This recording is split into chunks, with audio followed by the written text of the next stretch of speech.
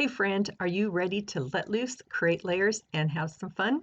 I'll show you how I created these two. So let's get started.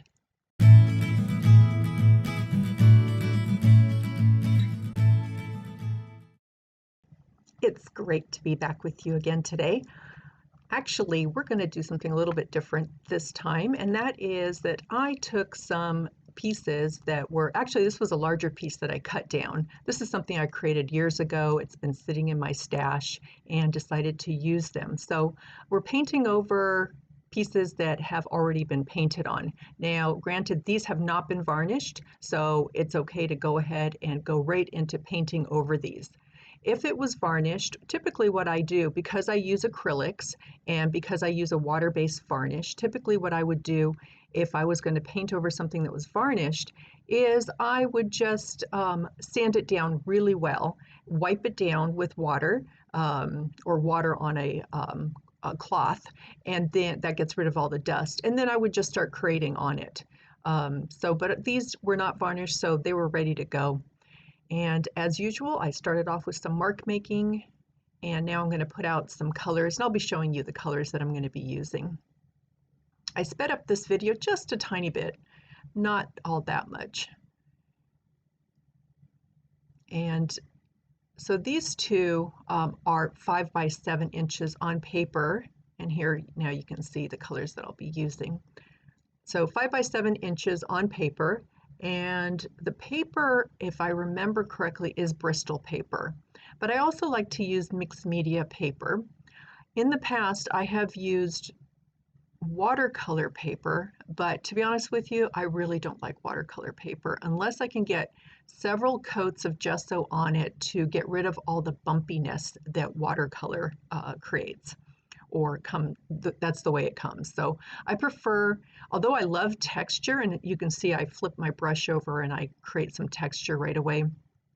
I love texture, but I love creating my own texture. So I really love to start with paper that is super flat so that I can create my own texture. So again, Bristol paper or watercolor paper. I'll include a link to all of my favorite art supplies in the show notes, which is the section right underneath the video, or I will also put it in the first comment below so that you can easily find it.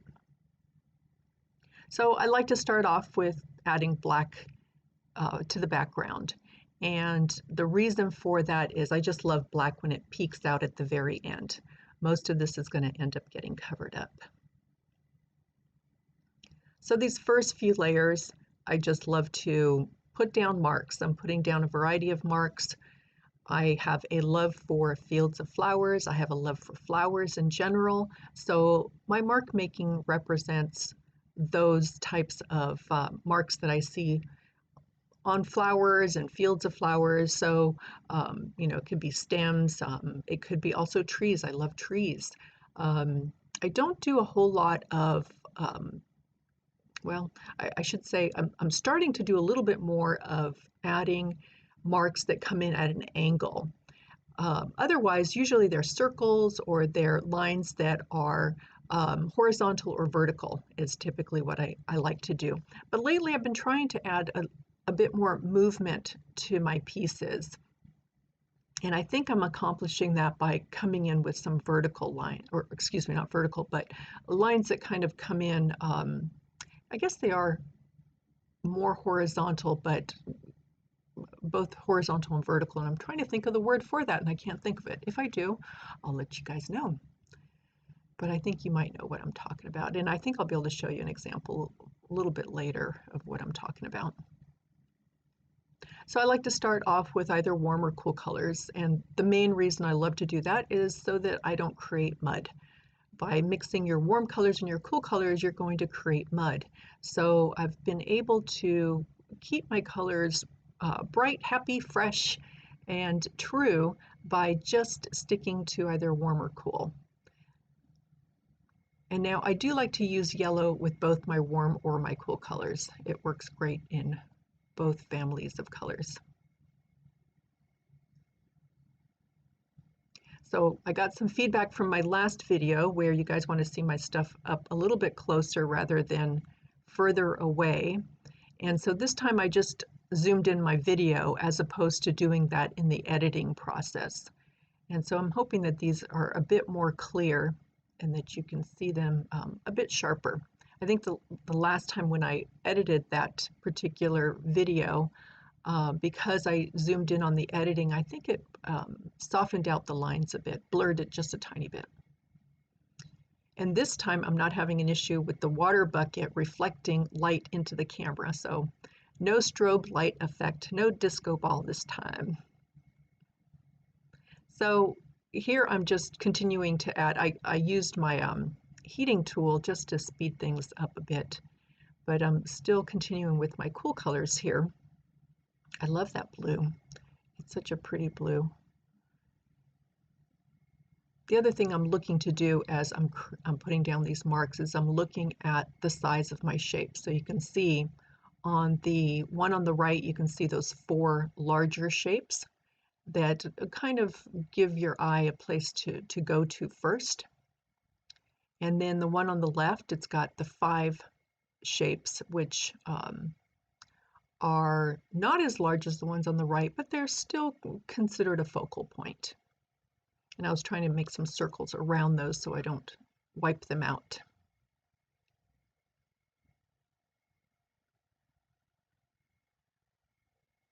So I use a variety of different brushes, and for these I'm using really small brushes because I'm working on really small pieces of paper, so I like to use really small brushes, probably like a 4 or a 6. I'm not really sure what size those are. There's a link in the art supply list that will take you to brushes, but you know, you could pick up brushes just about anywhere. Sometimes when I'm at the local store, which is Michael's for us, is a craft store. If they're on sale, I'll pick up a few brushes, but honestly, I think I've got more than enough to last me a while. And just try using a variety of different brushes. They come flat, filbert, round. I would suggest just trying them all and finding, you know, what feels good to you. I like to mix them up a bit, and I've got round, I've got filbert, and I've got flat. And as I'm creating, I like to try, you know, I like to incorporate different ones because they make different marks, and I think it just makes the artwork a little bit more interesting. The other one I love to use is a script brush, and that one's got the long bristles on it so that you can create, you know, finer lines with it. It's also called a rigger. So as I go through this, I continue to build up my layers, and sometimes I'll just put down some color in an area and I'm not happy with it. I'll just come back over and just go over it with another color. Now here I'm creating some drips because I love to have something in my painting that I don't have any control over. Now most of the marks that we make, you know, we have some control over it. Another fun thing to do, and I've been meaning to do this lately, is get some branches from your yard, or you know, when you go out for a walk, and use those to dip into paint and make some marks. I'm gonna have to make a note to do that, because that's another way to just make some very loose marks on your paper, canvas, whatever you're using. Now I'm getting ready to put out my warm colors and incorporate those into this painting. Although looking at it from here right now, I'm really liking just that blue and green. I seem to be in this blue-green stage lately, and teal as well. I don't know what that is. It's just I'm really drawn to those colors lately. And I used to not be, so I think we all just kind of go through different phases. Here's some pink I'm adding in there as well. So if you're new to my channel, thank you so much for being here.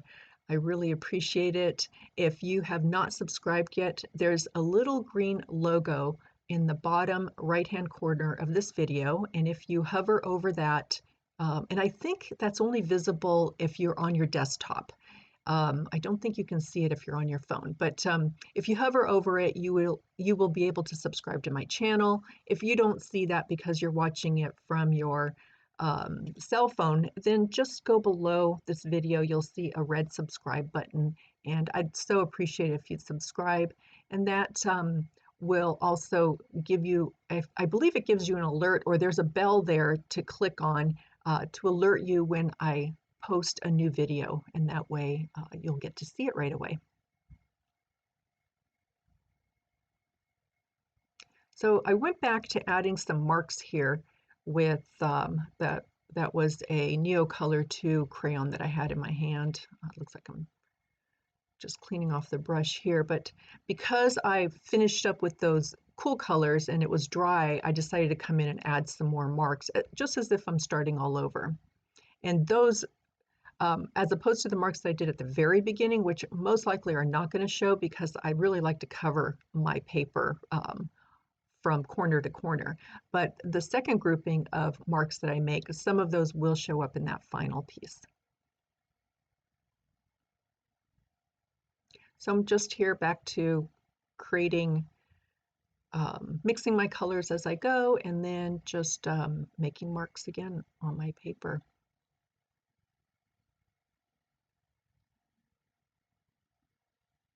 And trying not to think too much.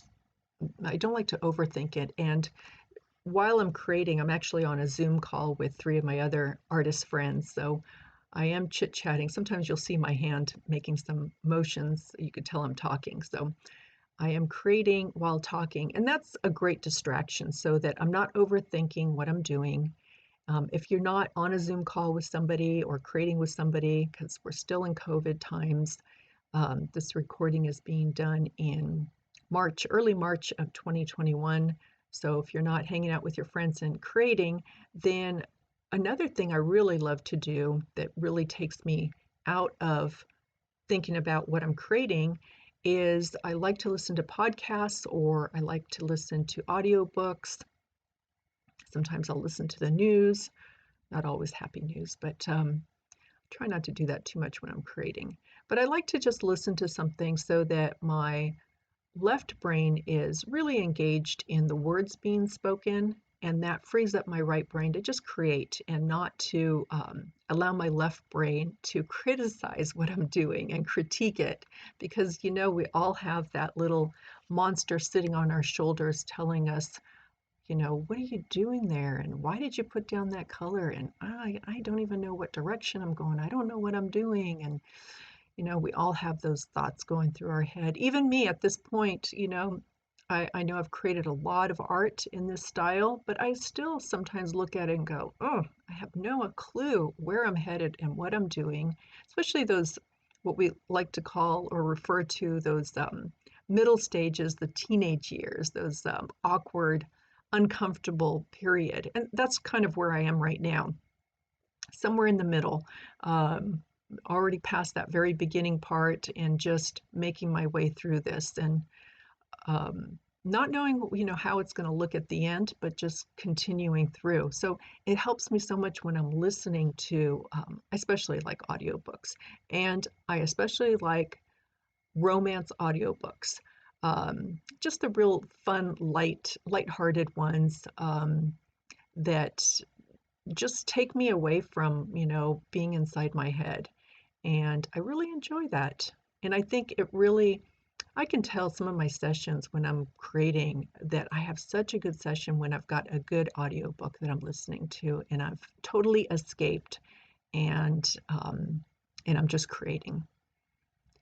But there is a point where you got to do some thinking. And, you know, it's not to say that I don't think at all during the whole process. I think, I think what I'm trying to say is that the negative thoughts are, you know, away from my head so that I can just continue to create and I don't get stuck.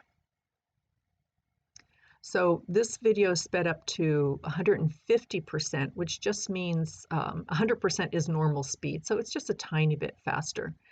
But I do create typically pretty fast. So I don't like to, I just don't paint slow. That's just not me. I'm not a methodical, slow painter. And like I said, if I put down a color and I don't like it, I just paint right over it. And and even colors that I do like, I paint over them because I love to build up those layers. By doing that, I think it just creates so much more interest. There's so much history behind that final layer that's peeking through, and I think it just adds so much more depth and dimension to a painting. So I often flip my brush over and I like to scratch into the wet paint, especially when those previous layers have already dried, and then they can show through a little bit. I just love that. So I'm trying to I've come in with some lighter colors here. I'm trying to add some balance. So I'm adding in the white, which has a little bit of whatever paint color I had on my brush. So it's not a pure white. And I was trying to, the one on the right, I was trying to balance out the whites between mark making and filling in areas. I think it's so important to think about your values, especially as you come towards the end of a painting. Think about, I like to look at where are my dark areas and how can I darken those more, and what areas do I already have that are light that I can lighten up even more. Okay, so that move I just made where I kind of came down a bit with that blue and then came up, and I'm doing it here. This is where I'm trying to add some movement to my painting so that it's not all vertical and horizontal marks. I hope that makes sense now, what I was talking about earlier.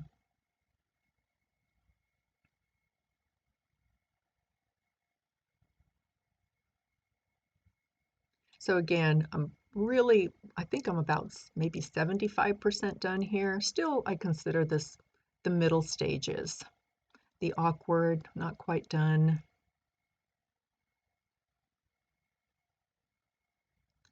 Working towards getting it done. Overall, I think this particular one, I would say, these two together, I think took me about 2 hours total between the painting and the final mark making, which I'll show you at the very end. Now, notice how I bend back my paper a little bit. It's really not warping that much at all. This paper, before it had that previous painting on it, I did gesso it first. I like to gesso all my paper first. But what I've discovered, I get folks who message me and say, oh, my paper keeps curling. What are you doing that it's keeping yours so flat? I don't think it's so much what I'm doing, although I am putting down a good layer of gesso before I start.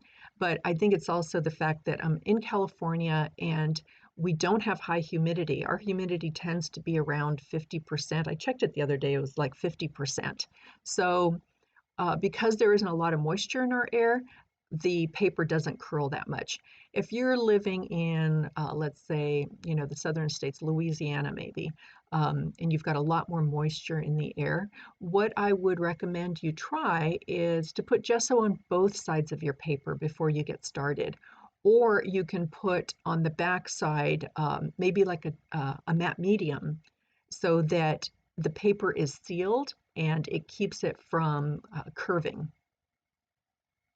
So give that a try, and let me know in the notes below if you've got other tips or tricks that you can share with folks on how you keep your paper from curling. And let us know where you're located, because I think helps us. If you're in a state where you don't have a lot of humidity, you're not going to have these issues, or maybe you are experiencing a little bit of those issues and you've got a way to solve that. That would be grateful. I think folks would be very grateful to hear that, not just from me, but from other folks. So you can leave your comments down below. And speaking of comments, feel free to comment on this video if you have any questions, or if you do something differently, or if there's some ideas you have about, paints or supplies. I think all of that, I find that just like Instagram and Facebook, YouTube has a community, and I love helping folks in the community. And there's a great artist community here, and artists who want to help out each other. So I love it when folks make comments and they share what works for them. So I'd say I'm, maybe at 80% here done. I can tell because I start to slow down with my brush and I'm trying to figure out where to go next. And that's kind of my indicator of, oh, might be coming towards the finish. So sometimes I'll put down like those circles I just did, and then I lift up a little bit of that paint so it doesn't just float on the top. I don't like it when some of my marks are floating at the very top layer. So I'll push it back by removing a little bit of that paint, and it looks like it's a little bit further back in the painting.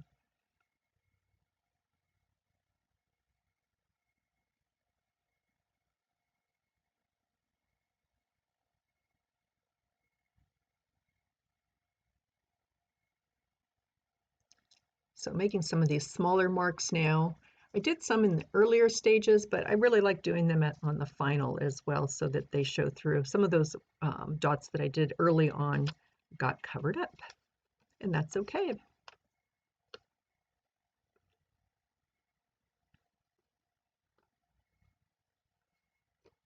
So these small pieces on paper that I create, I make those available to the folks on my email list.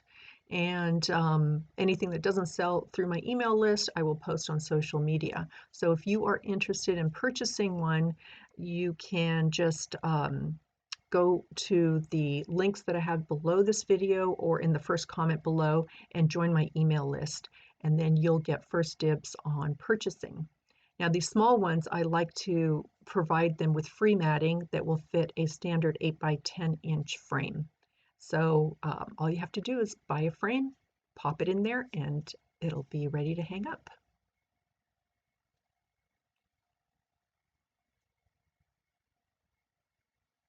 Now I talked about my favorite art supply list.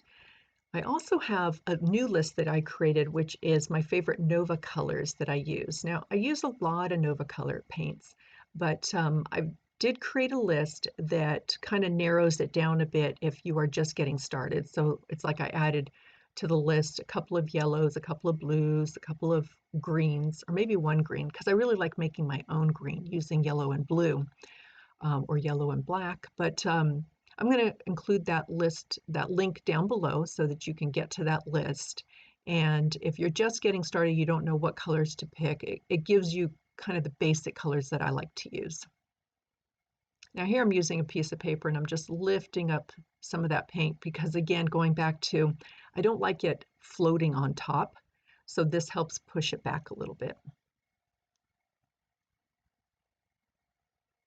If you're on Instagram and Facebook or even Pinterest, you can follow me on all of those. I'm going to include the links down below as well. I especially love being on Instagram. There's such a great community of artists there and folks that support artists. And it's such a visual place. Pinterest is a very visual place too, but I feel more community when I'm over on Instagram.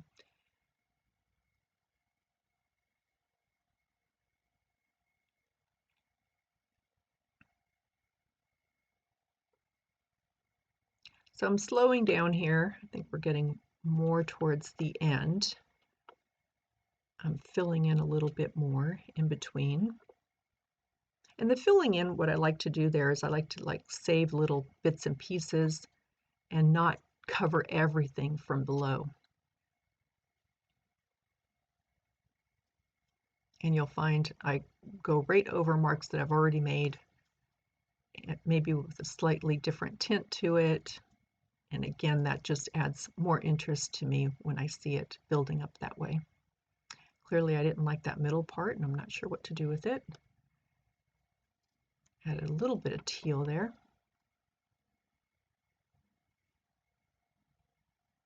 So I'm looking at balance, how does, do I have the values where I want them to be?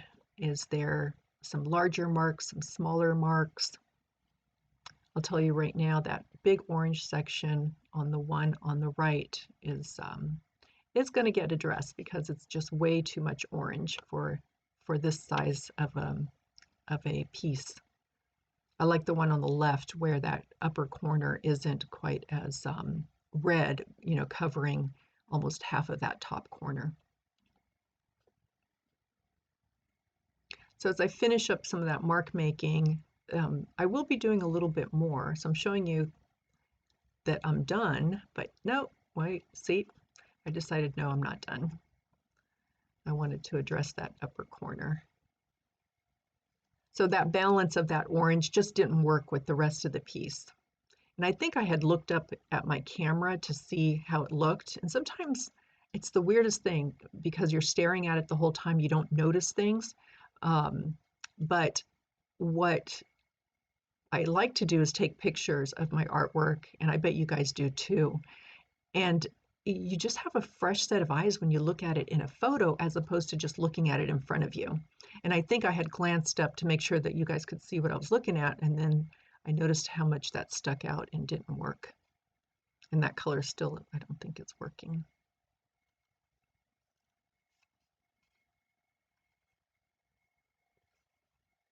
Although I'm looking at the originals in front of me as I'm talking to you, and I did keep that green up there.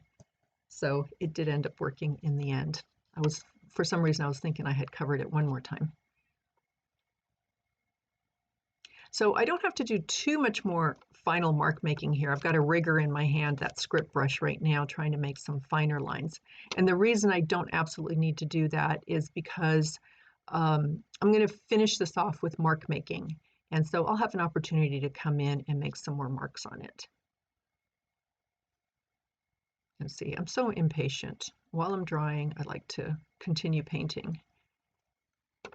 This is why I love living in California, especially painting during the summertime. Everything dries so quickly. I can move from one layer to the next very, very fast.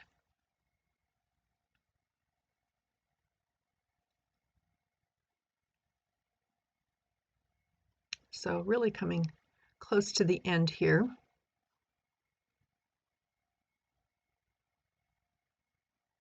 I think we're going to be,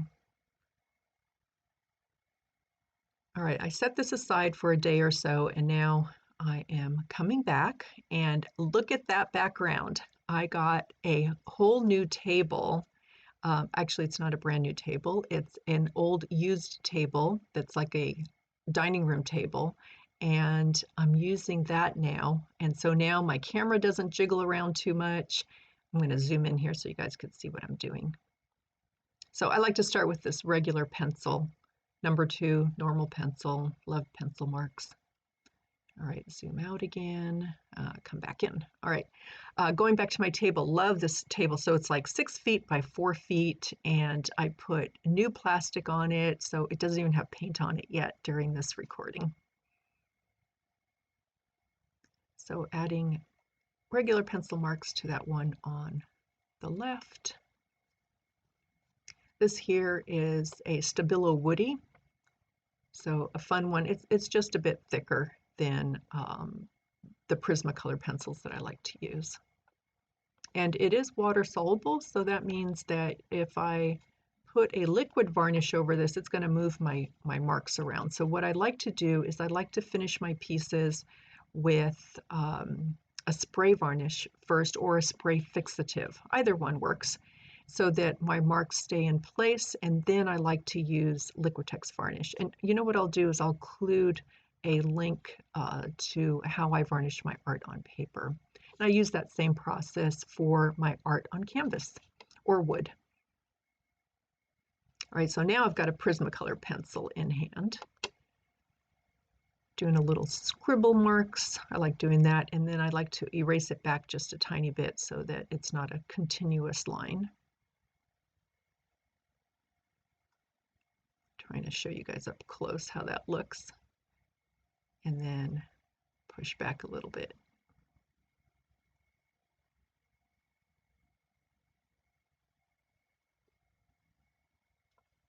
And again, another Neocolor 2 crayon. And that one is water soluble as well. Neocolor 1 is not water soluble. So those marks would stay in place, but I just prefer the ones where the marks can move around a bit. That way, if I want, I can just smudge them a little bit with my fingers if I want to do that, or if I put paint over it, it moves around a little bit. And I like again, as I mentioned before, not having total control over every single mark I make. And I didn't realize when I was filming this that it was a little too low. I should have looked up at my camera to see where it was at. So it's a little bit low here.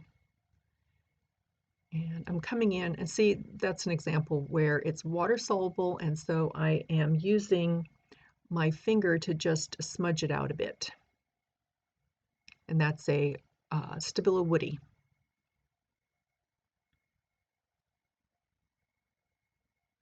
And often I'll do that. I'll come back in where I already had white and just lighten it up a tiny bit more.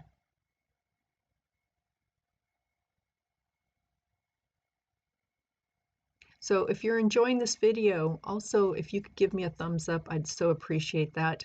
It not only tells me that you're enjoying this video, but it also helps with YouTube will look at that and say, okay, a lot of folks are enjoying this video. Let's serve it up to other folks who are looking for videos like this. So you'll be helping your fellow friends, artists, so that they can see this video as well. And if you've already given me a thumbs up, thank you, thank you, thank you. I appreciate it. So that's another water-soluble crayon that I've got. It's an old one, so I don't even remember which one it is. But there's so many out there, you know. Try different ones and see what you like. All right, so I'm here trying to... You know what I'm doing here? And I apologize, I went off camera. I'm signing the bottom. And this one I'm going to sign in the bottom left corner. I try to find, you know, which side's the best side to sign on. So, oh, there you go. The signature's on both of those. And I sign with a pencil because sometimes I mess it up and I erase it and just re-sign. So I'm going to show you one more thing here, and that is on the back side. You can see, I'm going to zoom in here and try to, so I put the title. So I already came up with the title for these, and the other one is Hopeful Days 1. I put my signature. I like to put usually I put, yeah, the month and year, the location, and then I put my website so that anyone can find me again in the future. So I like to add all of that to the back of my painting. All right, those two are done. And love the way they turned out. Oh, and there's my margarita because I was having margaritas with friends. All right, so there's the two together. Loving the way they look. Thank you so much for joining me here today and spending some time with me and learning from me. And again, I look forward to reading your comments below. Wishing you a super fabulous day. Take care.